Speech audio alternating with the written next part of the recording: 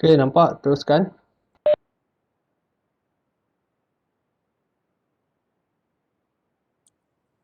Assalamualaikum Doktor dan kawan-kawan yang lain. Today untuk grup 1 kami akan present about tentang pemikiran saintifik. Apakah itu pemikiran saintifik dan elemen-elemen di dalamnya.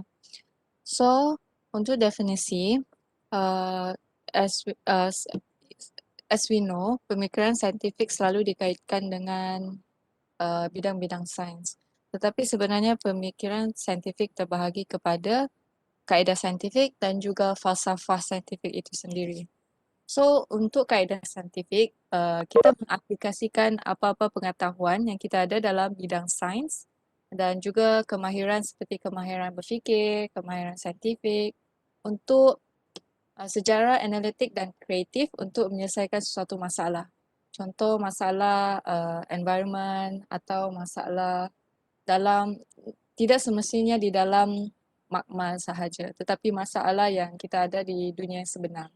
So, untuk bahagian falsafah, definisinya ialah falsafah saintifik dalam pemikiran seorang saintis yang berfikiran saintifik dalam memikirkan hala tuju ilmu pengetahuannya. Terutamanya ilmu pengetahuan saintifik lah. Adakah ilmu pengetahuan saintifiknya tu boleh digunakan dengan baik ke arah yang baik atau buruk, bagaimana dia digunakan dan aplikasinya lah. Okay, seterusnya langkah-langkah.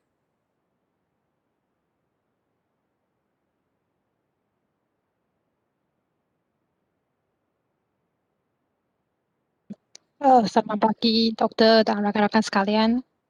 Langkah-langkah untuk pemikiran saintifik adalah pertama kita mestilah mengamati maksud observasi. Jadi observasi dia ada tiga ciri. Dia ada observasi biasa, terkendali dan partisipatif. Biasa maksud dia common dan terkendali maksud dia control dan partisipatif maksud dia participant. Jadi boleh memberikan itu idea kepada bersama-sama dengan kawan-kawan. Dan kedua kita hendaklah menangnya sebab ini boleh membangkitkan rasa ingin tahu, minat dan perhatian. Seterusnya mengumpulkan informasi. Ini maksud boleh menentukan tema atau topik yang sesuai dan juga boleh mempelajari cara-cara dan dasar teoritis yang relevan dan hasil-hasil eksperimen. Jadi seterusnya adalah menganalisis. Ini boleh menambah keluasan dan kedalaman dalam pada satu topik. Lepas tu kita akan menarik kesimpulan. Jadi kita apa yang kita bincang kita mestilah buat satu kesimpulan. Jadi ini boleh kelanjutan dari kegiatan mengorak data atau informasi. Dan paling penting adalah berkomunikasi. Ini boleh mengetahui secara benar atau ada yang harus diperbagikan. Jadi sekarang saya akan bagi kumpulan bagi kawan saya seterusnya. Okay, thank you.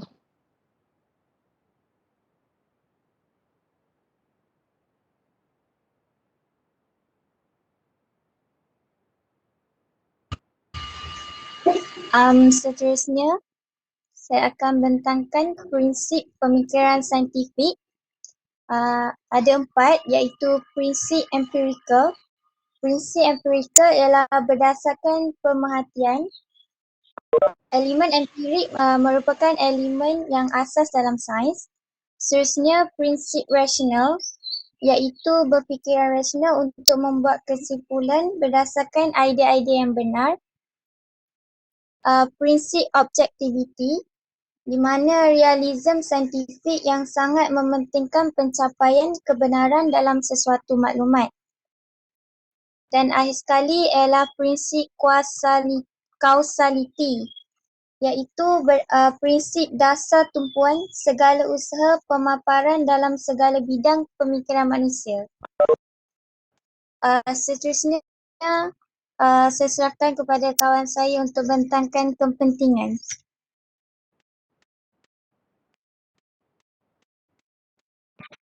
Hello, Doctor and my friends. Dalam kepentingan pemikiran saintifik ini, yang pertama, pemikiran saintifik ini dapat mengeluarkan satu result atau kesimpulan yang benar dan logik berdasarkan fakta-fakta sains yang telah ada. So, macam kita yang selalu cakap, kita haruslah sentiasa think out of the box. So, kita haruslah sentiasa berfikiran kreatif dan inovatif. Dan seterusnya, pemikiran saintifik ini dapat melahirkan modal insan yang bersifat pasif untuk menerima pandangan tanpa bersikap kritikal.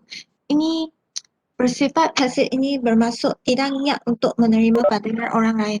Dan kita haruslah tahu, no one in this world is perfect. So kita haruslah sentiasa menerima pandangan daripada orang lain supaya kita dapat menghasilkan satu result atau kesimpulan yang lagi baik.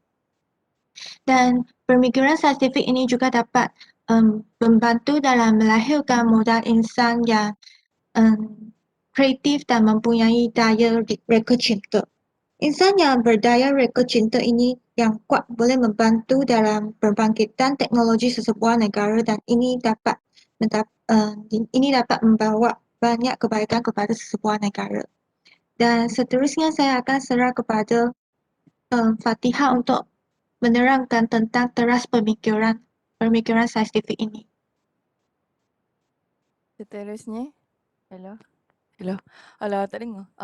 Seterusnya, teras pemikiran, iaitu merujuk kepada bangsa Yunani atau Greek.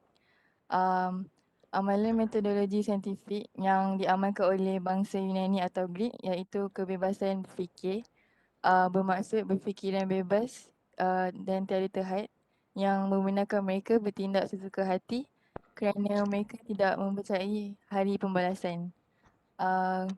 Kemudian sebenarnya bangsa Yunani ada agama, tapi mereka lebih percaya dengan sifat materialistik atau kebendaan. Mereka juga mementingkan humanism yang mendukung kebebasan berfikir dan keupayaan manusia. Kemudian di sini terdapat satu falsafah daripada seorang tokoh iaitu Plato mengenai alam, iaitu bumi merupakan pusat alam manakala matahari, bulan, planet yang lain beredar mengelilingi bumi dan seterusnya hanya ada satu alam semesta. Kemudian saya akan beri kepada kawan grup saya. Okay, rumuskan. Rumuskan. Rumuskan. Maksudnya macam dari bangsa Yunani atau Greek ni, Kesimpulan. dia amalan saintifik dia tak berdasarkan agama. Kalau bangsa Islam dia pemikiran alam saintifik dia berdasarkan agama. Kemudian bangsa Yunani atau Greek ni dia macam dia tak fikir pun kesan kepada tindakan mereka. Dan sebab mereka tidak tahu konsep syurga dan neraka. Okay, terima kasih. Grup 1, grup 2. Dah, anda sharekan, saya sharekan.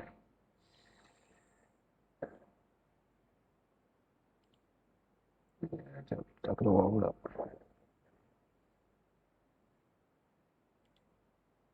Okay. Okay, grup 2. 2 minit.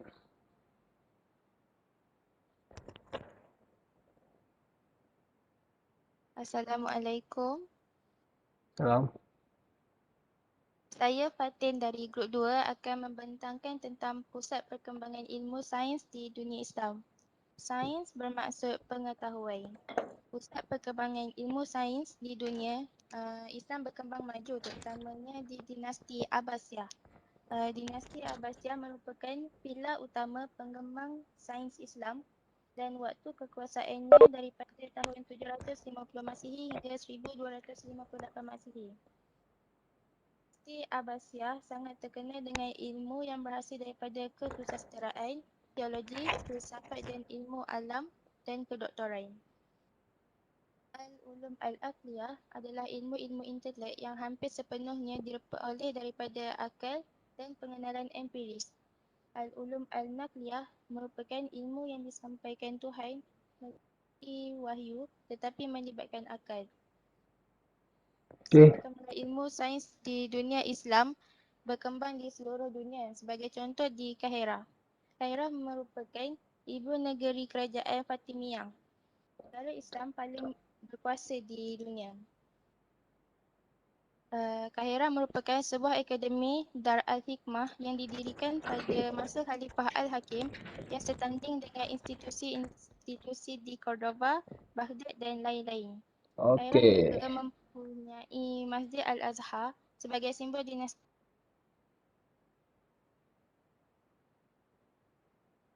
Damsyid ada Damsyid.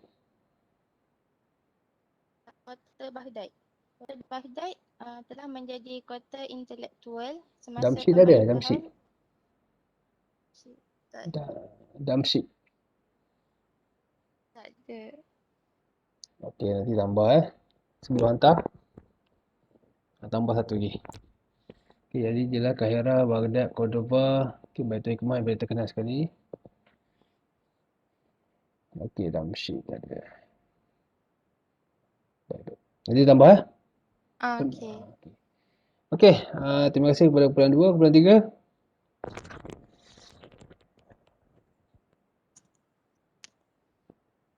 Ya, Assalamualaikum warahmatullahi wabarakatuh. Saya ucapkan kepada doktor dan rakan-rakan seksyen yang lain.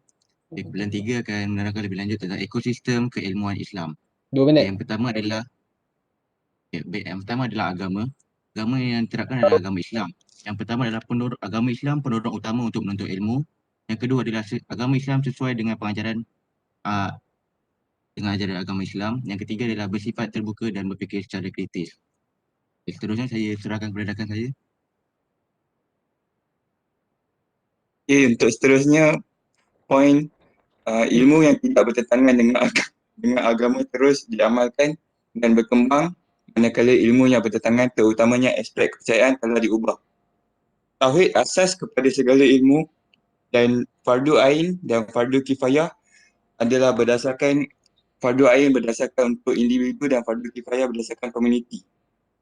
Okey, seterusnya saya serahkan kepada kumpulan yang lain. Okey, jadi di sini ada agama, politik, sosial, parlimen dan ekonomi. Kumpulan lain lah. Tak apa. Jadi kita nampaklah ini apa dia punya pemacu bagi ekosistem Islam. Baik. Kumpulan seterusnya kumpulan 4. Nanti saya akan share lah semua yang kawan kamu buat ni dalam PDF. Saya kasihlah PDF dan saya akan share dalam e-learning. Nanti kamu boleh download lah semua. Okey, kumpulan 4.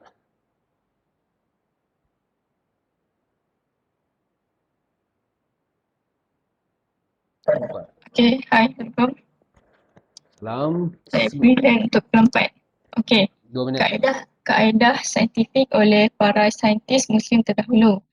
Para saintis Muslim terdahulu akan beriktikaf dan bertakafur dekat masjid untuk mencari ilham bagi menyelesaikan sesuatu masalah. Bertakafur dah. Ya, bertakafur dan beriktikaf. Okey, lepas tu Bertafakur ke bertakafur? bertakafur ke bertakafur? Bertafakur. Bertafakur. Okay. Lepas tu pusat ilmu dia adalah Baghdad, Damsyik, Kahirah dan Cordoba. Sumber ilmu untuk berfikir ialah tauhid. Maksud tauhid ialah mempercayai bahawa Tuhan itu hanya satu. tu kaedah yang digunakan ialah berdasarkan Al-Quran dan Sunnah. Teras pemikiran saintifik dalam Islam ialah toleransi, kebebasan, berpandukan wahyu, keamanan dan kelestarian hidup. Lepas tu dia ada beberapa metod dalam menyelesaikan masalah dan berfikir secara saintifik. Pertama, metod observasi daripada Al-Razi, metod eksperimen Al-Razi juga, metod pembuktian melalui eksperimen oleh Jabir Ibn Hayyan. Metod keempat ialah daripada metod diagnosis oleh Ibn Sina. Yang kelima, metod uji kaji makmal oleh Ibn Haytham. Dan last sekali, metod saintifik daripada Ibn Khaldun. Okey, terima kasih kepada kumpulan keempat. Sama-sama. Kumpulan 5 pula. Sains Barat. Okay, Doktor, selamat petang. 1 minit. Okay, so grup kita adalah ambil tajuk Sains Barat. So Sains Barat ada 5 prinsip, iaitu intuitionism, rationalism, criticism, empirism dengan positivism. Lepas tu Sains Barat ni dia ada dia follow ilmu yang tiada martabat dan ilmu barat menafikan wahyu sebagai sumber ilmu.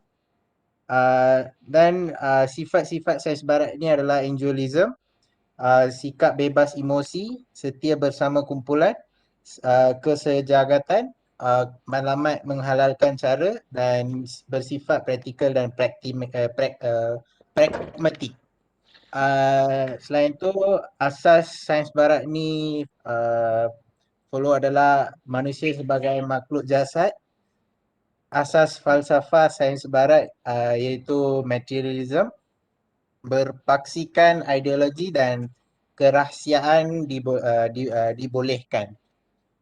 Then last kali teori. So barat ada 4 teori. So teori pertama adalah teori evolusi. Next, teori letupan besar ataupun Big Bang teori. Next, teori Freud ataupun sebagai nafsu seks lah. Dan last kali konsep pragmatism iaitu dimulakan oleh John Dewey. Okay, criticism tu apa dah? Apa dia? Oh, criticism. Criticism adalah penyambungan dua pahanan yang berbeza iaitu rationalism dan pengolahan. Oh sorry, pengalaman, sorry. Okay, terima kasih kepada kumpulan ke-5. Terima kasih. Okay, kumpulan ke-6. Ada gambar apa tu? Makanan.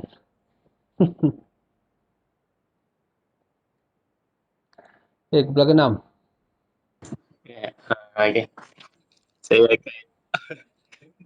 Okay. Saya akan bentangkan grup 6 metod saintifik sains barat. Okay, pada mulanya ilmu saintifik barat terpisah daripada aspek agama, iaitu daripada gereja. Kemudian dia dikenali sebagai Renaissance atau rasional, naturalistik dan saintifik.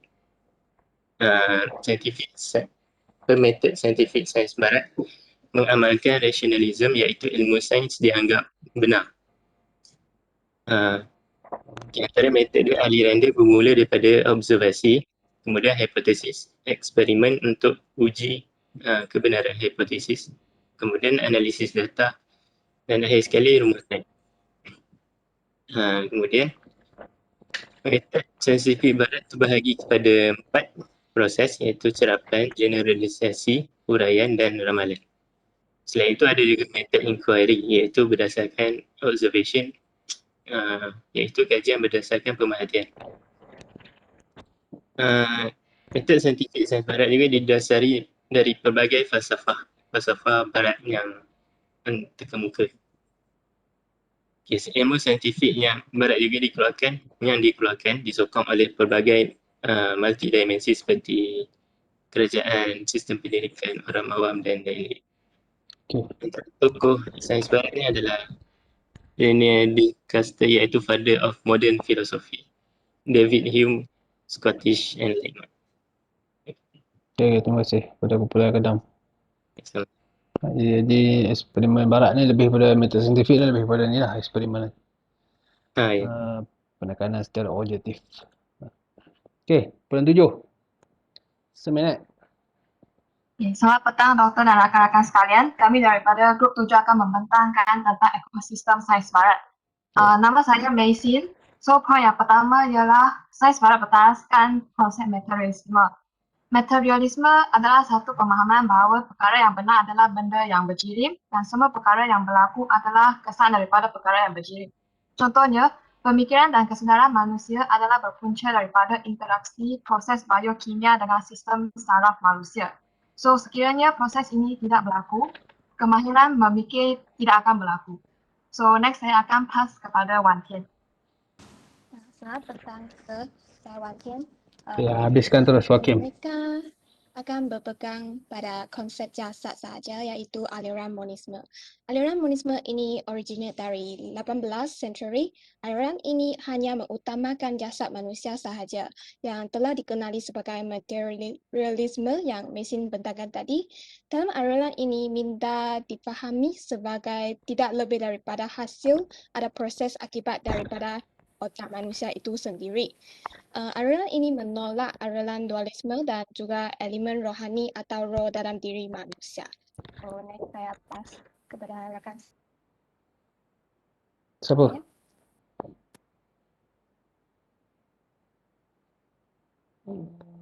Siapa? Okey, Geraldine.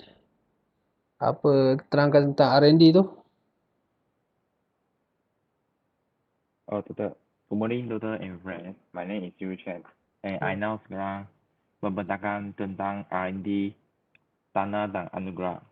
Okay, ekosistem sains barat kerana negara barat berupaya untuk R&D dalam bidang sains dan teknologi dan mereka mampu menghasilkan apa yang tidak dihasilkan oleh banyak negara. Perkembangan maju ini adalah kerana pemerintah yang menyokong saintis barat dan aktiviti sains. Sebagai contoh, kerajaan membekal dana yang besar dan kuat serta anugerah sebagai sokongan kepada sains. Kerajaan menganugerah Nobel Prize sebagai penghargaan kepada saintis dan menyokong aktiviti mereka. Sebagai contoh, hadiah Nobel dalam fisik dianugerahkan oleh Akademi Sains di Raja Sweden kepada individu yang telah membuat penemuan atau rekaan yang paling penting dalam bidang fisik. Contoh lain adalah hadiah Nobel dalam kimia dianugerahkan oleh Akademi Sains di Raja Sweden kepada individu yang telah membuat penemuan atau perbaikan kimia yang paling penting. Nama? Sorry? Contoh penerima Nobel, nama? Hadiah Nobel dalam kimia. Ada contoh nama penerima. Oh, penerima. Wasiat Nobel kepada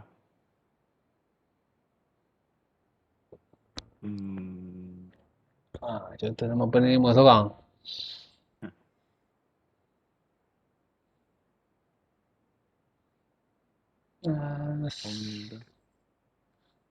Siapa yang pernah menerima Nobel Prize?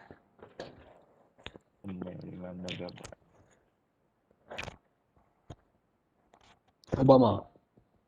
Kan? Bush.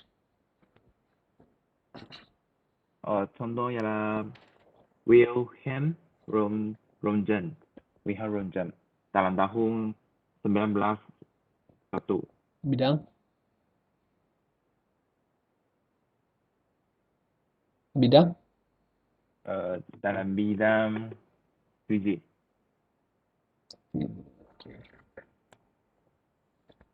Okey, terima kasih kepada kumpulan 7. Dia macam ni lah, barat dia lebih kepada R&D, bagi dana, lepas tu research, itu memang negara kaya kan, jadi mudah lah, lepas tu bebas tanpa ada halangan daripada boleh kaji semua benda lah, pendek kata ni. Okay, itu untuk ekosistem sains barat. Terima kasih kepada bulan 7. Kemudian kita pergi kepada bulan yang ke-8. Hello, dengar tak? Dengar. Okey, saya Denita Diandra daripada grup 8. So, saya akan explain about tokoh sains barat. So, dekat slide ni ada 5 tokoh sains barat, which is the first one is Francis Bacon, father of empiricism, which is Bacon ni dia berpegang prinsip kepada kebenaran sains adalah untuk sains itu sendiri. And also alam tabi'i tidak seharusnya dicampur adukan atau diterbitkan daripada pengetahuan yang berkait dengan kepercayaan. Maksudnya macam kita tak boleh samakan apa yang kita percaya. Macam Okey, seterusnya adalah mengemukakan idea yang mengemukakan idea yang meletakkan kepentingan prosedur induktif berbanding penghujahan diduktif dalam mendapatkan ilmu dan kebenaran. Okey, itu pendapat Francis Bacon lah. For the next one is René Descartes. Okay, father of modern philosophy. So, Kita tentang ni Augustus Comte tu. Augustus. Okay, boleh? Okay, Augustus Comte is father of positive philosophy. So, Augustus dia berpendapat bahawa sains tidak sama dengan akal sihat, harus dinilai berdasarkan logik, penyelidikan harus diperhatikan secara empirikal dengan diri manusia. Comte menjelaskan falsafah positif memperkenalkan hubungan penting antara teori, praktik dan pemahaman manusia tentang dunia. Seterusnya adalah Comte menawarkan evolusi sosial, mengusulkan agar masyarakat mengalami 3 fasa dalam mencari kebenaran menurut hukum 3 tahap umum, iaitu teologi, metafizik dan positif pentas. Okey, terima kasih kepada bulan ke-8. Okey, sama. Bulan ke-9. Ibn Khatam biasa dengar Ibn Khatam. Okey, terangkan tentang. Assalamualaikum warahmatullahi wabarakatuh. Waalaikumsalam. Okey, terang tentang Ibnu Haysam dan Ar-Razi. Ibn Haytham ni adalah dikenali sebagai Al-Hazan. Dia memberi sumbangan dalam bidang optik. Merupakan ilmuwan pertama yang menjelaskan operasi kamera yang berasal daripada perkataan kamera gelap sewaktu beliau menjadi tahanan. Ibn Haytham juga orang pertama yang menguji hipotesis dengan pengesahan uji kaji makmal secara fizikal, yang eksperimen. Mana kajian-kajian itu disempurnakan dengan demonstrasi ataupun secara eksperimen. Seterusnya adalah Ibn Khaldun. Ibn Khaldun ni adalah Ar-Razi. Ar-Razi. Ar-Razi ni dia sekejap. Okey, Ar-Razi ni adalah dia mahir dalam bidang kimia, perubatan, biologi, sains dan falsafah. Ar-Razi ni karya-karya beliau banyak membincangkan tentang falsafah dan perubatan, dan dia menghasilkan kitab Al-Tib Ar-Ruhani yang memberi cara perubatan penyakit jiwa dan pengobatan fizik yang menyembuhkan tubuh badan. Seterusnya Ibn Khaldun. Ibn Khaldun ni dia sarjana Islam pertama yang tulis tentang sains, dan sains sosial. Ibn Khaldun dalam satu perkataan apa dia? Sains sosial. Sains sosial. Ibn Sina? Ibn Sina bapa perubatan. Okey, terima kasih kepada kumpulan 9. Terima kasih.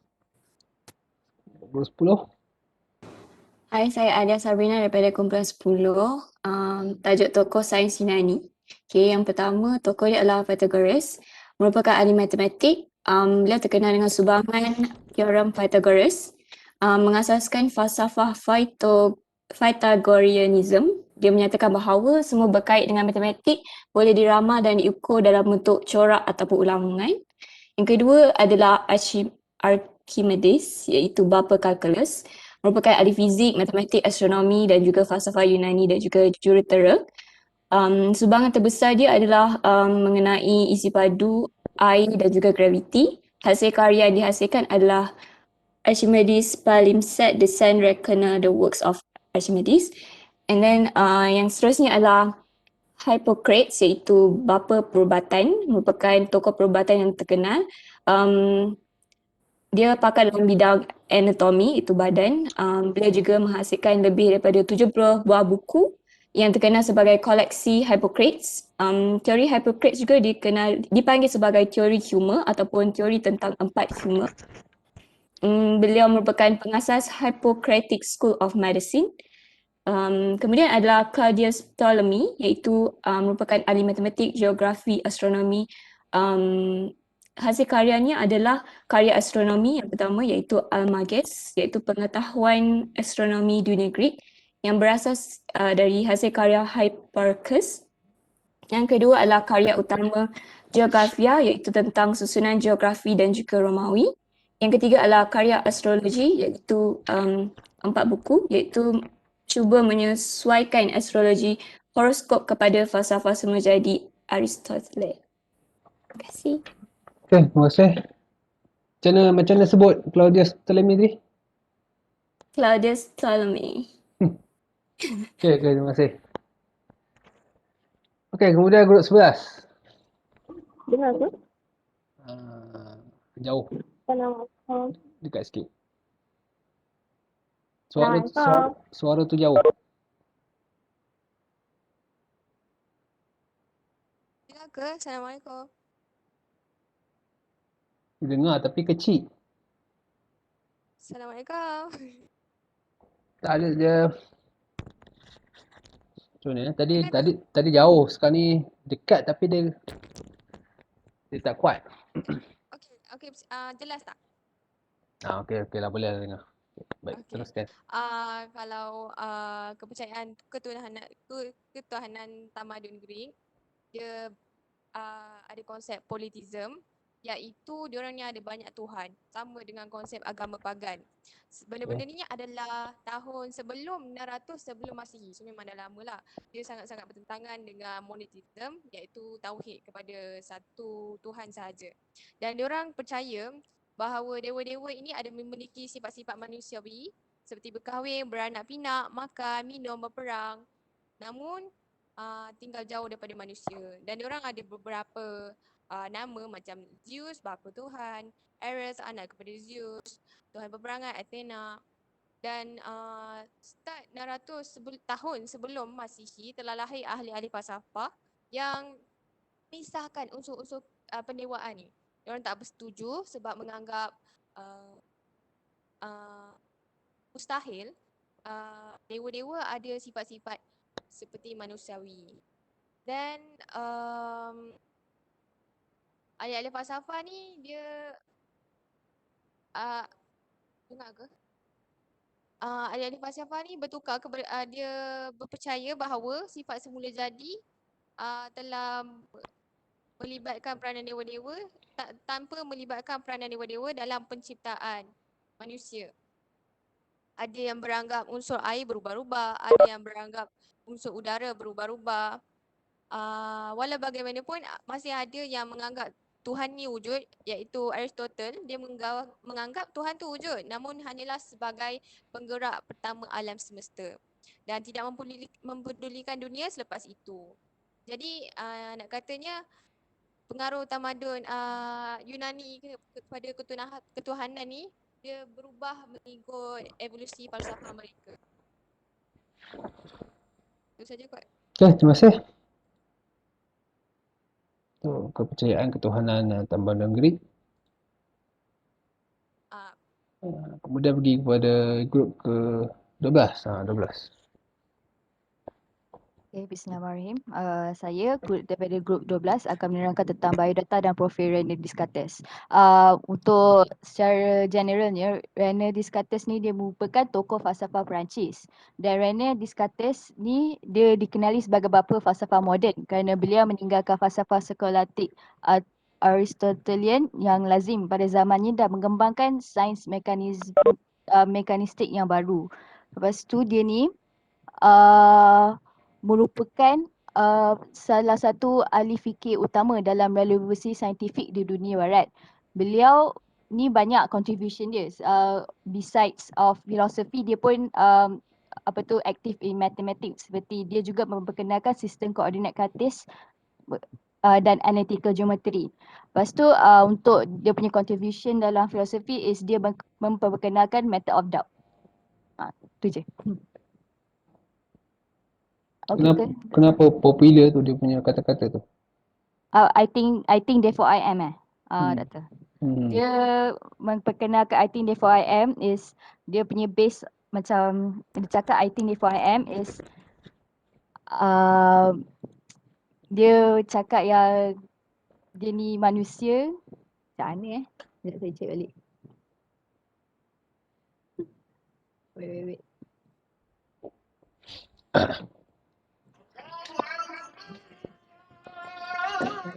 Siapa ada kelas boleh pergi kelas. Dia cakap macam ni untuk yang I think therefore that I am tu dia discover yang that I exist, yang kita manusia ni wujud ni susah nak terangkan. Tapi benda tu ada. Pada fahaman saya lah. Lepas tu macam manusia ni wujud tapi susah nak terangkan. Tapi benda tu ada. Lepas tu ini boleh diimplikasikan kepada kewujudan Tuhan juga. Tuhan tu ada tapi tak ada benda untuk bukti, tapi dia tahu wujudnya benda tu. Wujudnya Tuhan. Payah tu nak faham nanti punya soalan. Okay. Dalam tu nak faham tu. Suka apa nak faham tu. Itulah. Tapi dia memang based on, kalau Reynolds kata ni based on rationalism kan. Jadi dalam diri ada dirilah. Betul lah. Betul.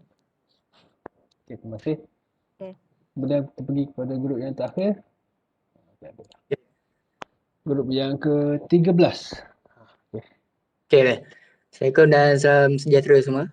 Ini saya akan terangkan pasal Alexander the Great. Alexander dikenali sebagai pemerintah atau pemimpin yang hebat. Nama sebenar beliau adalah Alexander III of Macedon. Antara sumbangan yang meninggalkan kesan pada dunia ialah dia berjaya menakluk Parsi pada zaman beliau. Ya, suatu kuasa besar ketika itu. Antara itu yang menyebabkan dia berjaya menawan Parsi adalah pasukan yang terlatih dan terorganisasi. Kemudian Alexander ni bijak mengatur strategi. Kemudian dia berani menghadapi segala cabaran. Dan dia punya sifat keberanian ni dipupuk sejak daripada dia kecil. Sebagai contoh masa dia umur 12 tahun, dia berjaya menggunakan seekor kuda liar yang bernama Persepolis yang dia gunakan sepanjang peperangan beliau sehingga dia wafat. Kemudian dia dinaikkan tahta pada umur 20 tahun setelah bapanya dibunuh. Dan sejak pada itu meneruskan kekuasaan Macedonia ke seluruh dunia. Beliau dididik oleh ahli falsafah yang hebat iaitu Aristotle yang telah memupuk minat beliau dalam bidang sains, perubatan dan falsafah.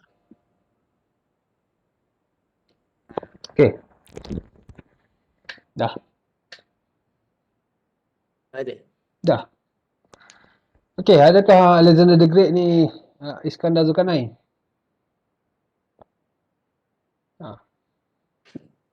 Tak pasti betul sebab ada beberapa kata ya, ada kata bukan.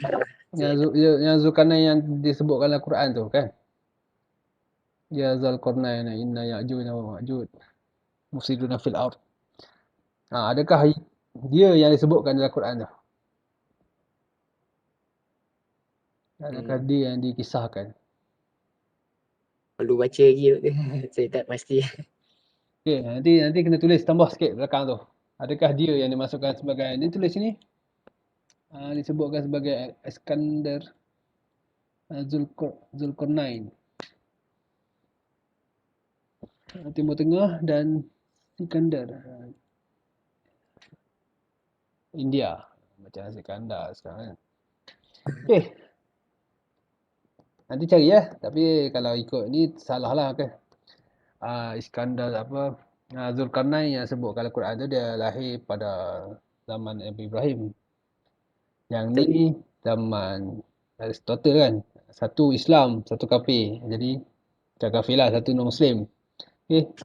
Satu Greek. Okey. Minta maaf lah. Satu Islam, satu Greek. Jadi itu dah berbeza dah dia punya agama. Satu lagi zaman apa?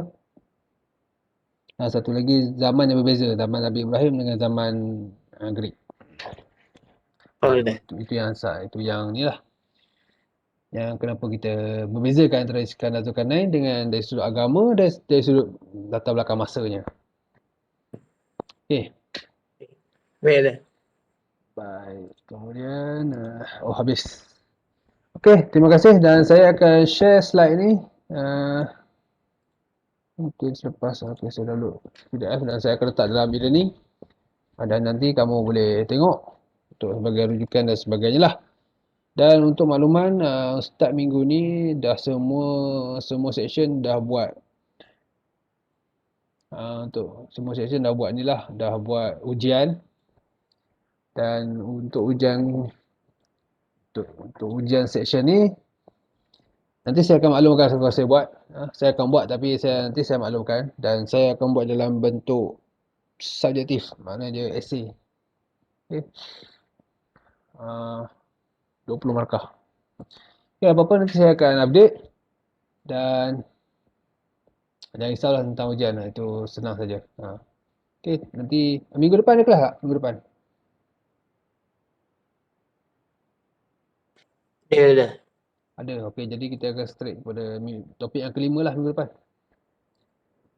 Okey, jadi dah lebih masa 1.14. Mungkin ada yang ada kelas lepas ni.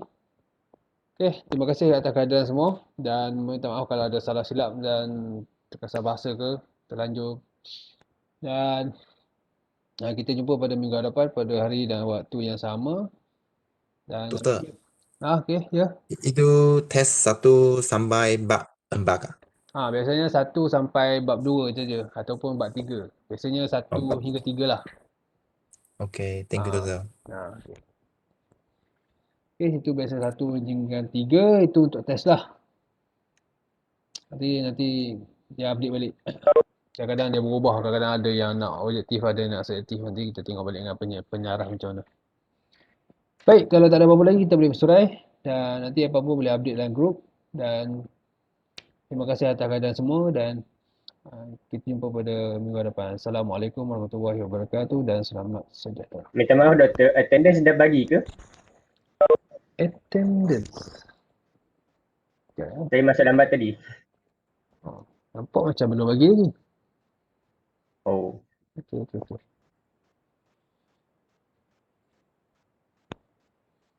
Tidak apa saya share attendance.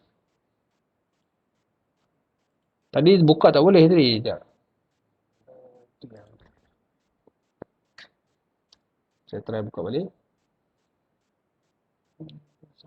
Okey, boleh buka dah. Okey, attendance saya akan letak dalam grup WhatsApp dengan e-learning. Nanti kamu boleh tengoklah. Saya hantar sekarang. Okey. Okay, doktor. Thank you. Thank you doktor.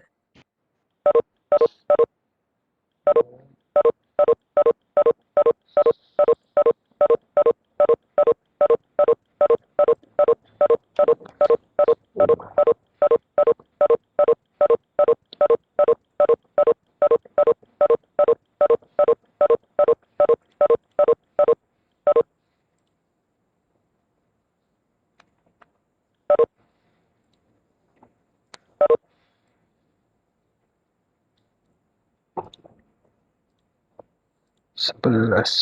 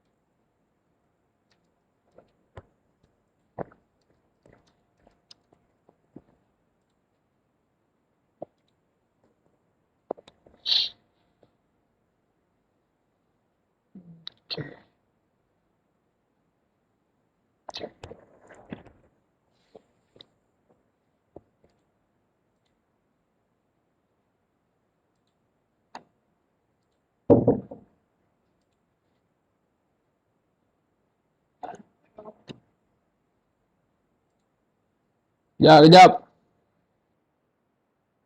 Kejap, kejap. Kejap, kejap, kejap.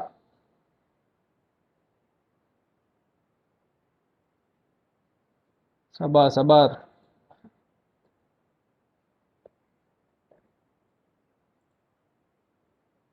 Sat. 19.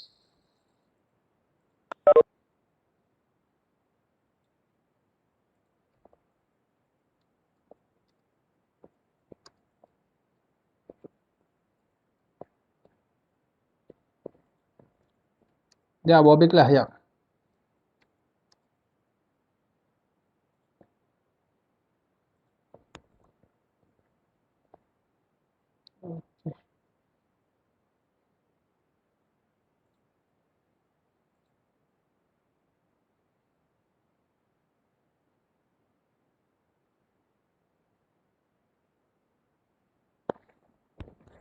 Thank you.